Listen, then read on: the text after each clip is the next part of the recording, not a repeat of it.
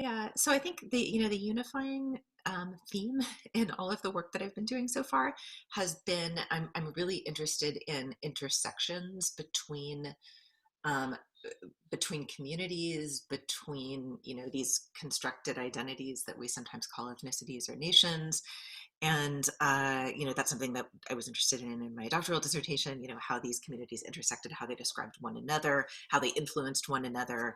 My more recent book that I've just finished is about American and Soviet Yiddish communist affiliated poets who describe other ethnic groups.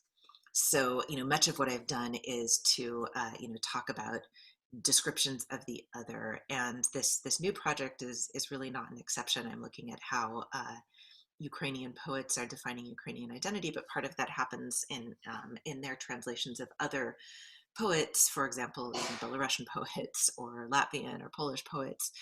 And translation is really what I'm talking about when I'm talking about describing the other.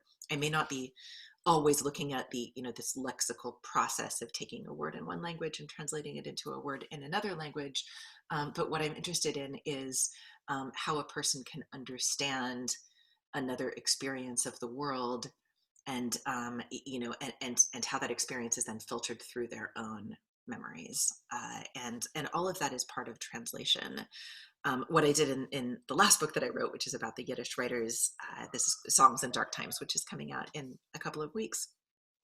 That's about Yiddish writers who are describing other groups.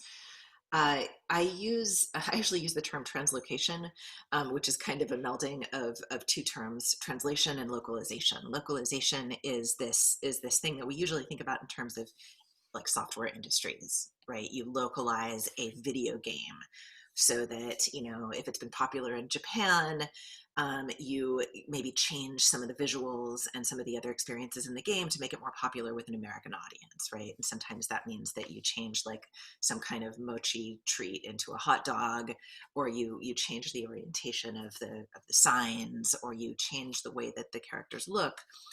But that localization is fundamentally there in order to translate an experience to something that someone else is ready to accept.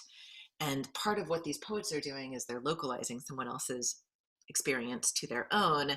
But it's not just localization. There's something else that's going on. There's sort of I use this term translocation, um, because I see the process as one that's kind of halfway between translation and localization. One example would be poets who write about lynchings, Yiddish poets who write about lynchings. What many of these poets are doing is taking poems about pogroms, and there had been many, many poems about pogroms in the 1910s and the 1920s, and rewriting those, turning them into poems about lynchings so that the trauma in the experience of the lynching is more recognizable and more immediately owned by the Jewish reader. And so that's a translation process to a certain extent, but it's not a straightforward lexical translation process. But I'm also looking at translation proper. I mean, that's also part of it. So some of the writers that I'm dealing with in the current book, the book that's coming out now, are also translating. And then what you see happening in their choices of what to translate. For example, I have a chapter on the Soviet Yiddish writer David Hofstein, who translates a Ukrainian romantic poet, Taras Shevchenko, into Yiddish.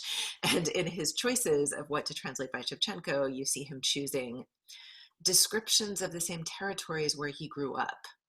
And then he embeds his Yiddish translation with these, very heartfelt descriptions. And, some of the terms are even the same as terms that he'd used in his own earlier Yiddish poems. And so the translation itself is also a work of a work of poetry, or a work of literature in its own right. I don't know if that answers your question, but it's Love something that it. I'm thinking about. Yeah, the new project will deal a little bit more with translation proper, because I'm interested in how the choice of what languages to translate and the choice of who to translate and whom to bring into a kind of contemporary Ukrainian canon affects the body of Ukrainian poetry that's coming out today. And so actual, legit translations are going to be, a little bit more relevant to that project.